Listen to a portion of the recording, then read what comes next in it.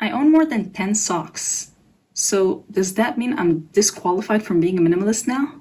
Because if minimalism is about living with so few things that you can count everything on one hand, then yeah, I'm definitely breaking the rules. But honestly, I think minimalism can be more flexible than that. And I'm here to share what it really looks like for me. I've never been the type to live with just a handful of belongings or stick to a strict less is more manifesto. For me, minimalism has never meant depriving or owning the absolute bare minimum. It's more about being intentional with what I own, not having clutter, but also not obsessing over the exact number of socks or kitchen gadgets.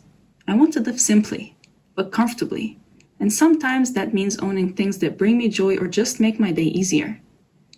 Minimalism often gets painted as an all-or-nothing thing. Either you're extreme with 50 things or less, or you're just stuffed with too much. But life isn't black and white. I think minimalism is really a spectrum, and everyone gets to find their own balance. For me, it's about reducing stress, avoiding wasteful spending, and having space to breathe, not about hitting some arbitrary minimalist quota. So yeah, I might have more than 10 pairs of socks, but that's because I've realized some non-minimalist things are just practical, like socks. Who wants to do laundry every single day? Or the comfy hoodie I wear way too often but refuse to part with. Minimalism in my book isn't about counting every item or living super bare. It's about what works for your lifestyle and values. And sometimes that means keeping the things that make life easier or happier, even if they're a little extra. One of the hardest parts about minimalism is how it's portrayed online.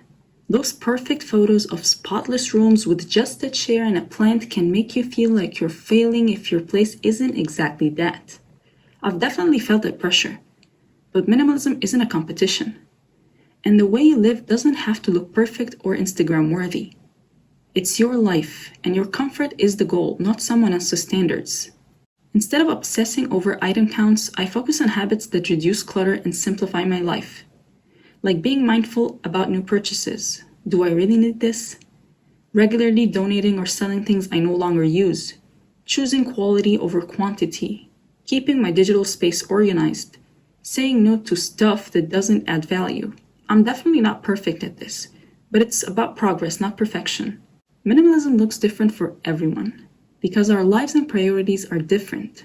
For some, extreme minimalism works beautifully. For others, it feels restrictive or unrealistic. The important part is to figure out what minimalism means to you, and not feel guilty if your version looks different than what's trending.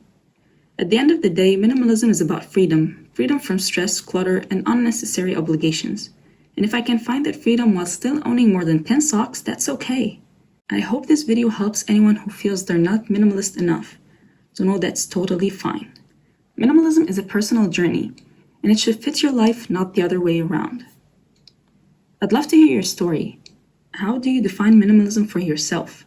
Do you have any non-minimalist things you refuse to give up?